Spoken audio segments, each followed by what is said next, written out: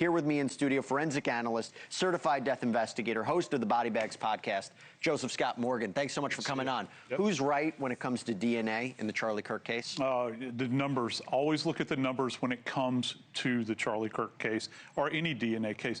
Let me throw a couple out to you.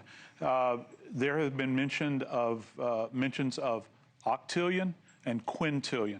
That's the odds that it could be anybody else, okay? So it's going to be a numbers game. It will tie them back to that weapon, to that towel.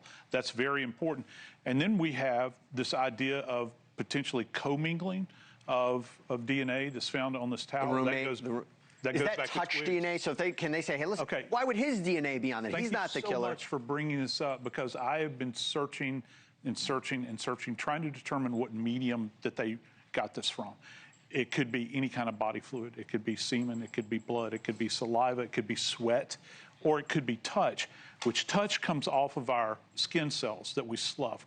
We slough thousands and thousands of these every day, and that's what's left behind. So we don't know at this point in time. You know what's interesting? The engravings. So the engravings, if I'm understanding correctly, Yep. on the bullet casings, Correct. found at the crime scene. We know there's conversation, there's evidence about what the messages were. But then there was a tool that was apparently found Yep. at Robinson's home. Talk to me about what that means. Oh, well, first off, this is going to go to the tool mark section at the FBI. We've already heard that in testimony. These items will be examined from a physical standpoint, but you know who else is going to get involved in this, Jesse? It's going to be forensic handwriting as well. Did you know that you can take that tool and tie that back to a sampling of his handwriting potentially? That's going to be devastating. There's also another piece to this. Today and I just thought about this, they talked about that burned note that was captured photographically that was left behind in the trash. Remember, Twiggs had taken a picture of that note, placed it back under the keyboard. That's going to have his handwriting on it too. And that's rather damning as well. Before we go to the David case, one more part about this. Is it clear to you that the rifle was that the bullets match up to the rifle? Because wasn't this whole back and forth about inconclusive ballistics? Yeah, they're not excluded. It's inconclusive. And very briefly, here's why. This round that passed through Charlie Kirk's neck, all right, it was deformed. It probably fragmented. There's a high probability of that. And all they had was probably the base of the round. Everything else kind of shattered, right? And so they could just say that's a .30, 30-06. We know that based upon the diameter measurement that we're talking right here, but they couldn't get the rifling off of it. By the way, that's one part of the case, and we talked about everything else that they seemingly have against him. I got to talk about David. Yeah. This feels like a big deal, doesn't it? If the ME's office is being investigated for potentially accessing information improperly about, let's say, this case or others, first of all, A, what does that even mean? And what does it mean they don't have access? And B, what's going to happen here? Okay, my question back to you is, what in the hell are you doing looking at these files if you have nothing to do with the case? And that's the big problem. There's like a sacred bond that exists between the medical examiner / coroner and the PD.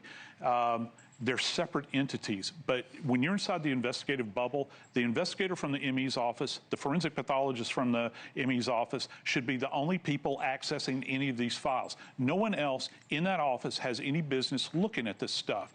And here's the problem. We don't know what happened to it. Did they take photographs of it? Did they download it? Have they disseminated it to people? Has it been sent out to some news agency? That's the big dark part to here.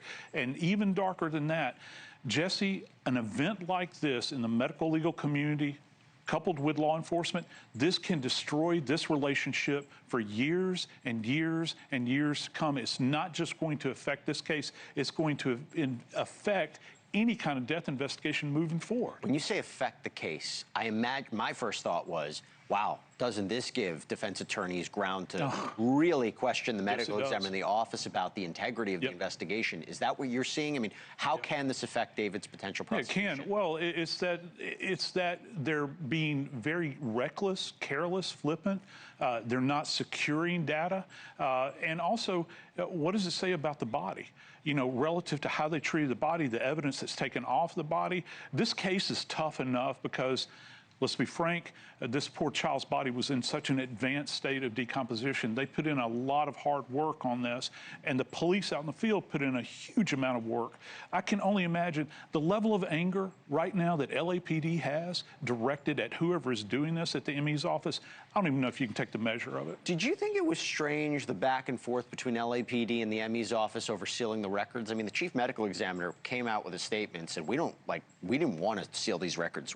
This is not our standard practice. What the LAPD is coming to ask is, like, I thought that was an interesting, we have about 30 seconds. Yeah. How does that add into all Yeah, this? retrospectively now, looking back, it makes me raise my eyebrow. What did they know already? That's interesting. You know, because they're going to go in, they're going to seal this thing. And again, this goes back to trust. If you have this long-standing relationship, you should know this. You should know not to do this. Thank you for watching. Subscribe below and download our News Nation app right now on your phone, and you will get fact-based, unbiased news for all Americans.